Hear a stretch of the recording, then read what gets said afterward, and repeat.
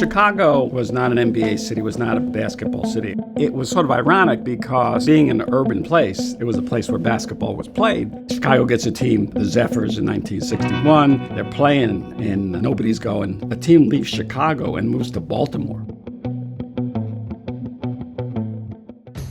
Dick Klein, this local businessman, he sort of had a dream about getting a pro basketball team.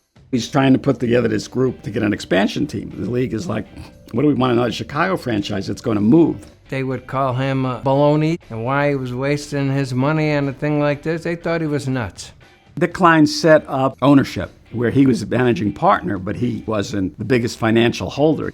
And they ended up hiring Johnny Kerr, three-time All-Star and a champion with the Syracuse Nationals, hires him to be the first coach. Johnny Kerr was a teammate of mine in Baltimore my rookie year, and he said, Rook, I'm going to take you with me. They traded Jeff Mullins and Jimmy King for Guy Rogers. Rogers had the assist record, 27 assists in the game. There were many times they were playing before fewer than 1,000 people.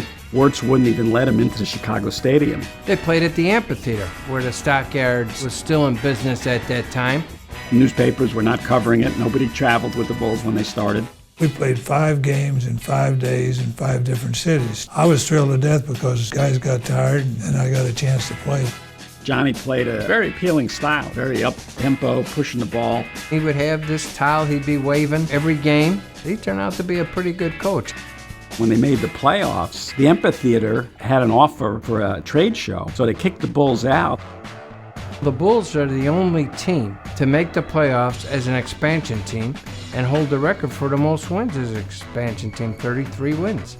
Well, I think the job that Johnny Kerr did the past season was one of the greatest coaching jobs that I've ever seen. You have dedicated men playing and you had dedicated men running the organization. The fans were getting to know them, and there was exciting games every night. The team kept winning, and the fans really enjoyed it. The amphitheater was full. They thought, well, these guys are going somewhere.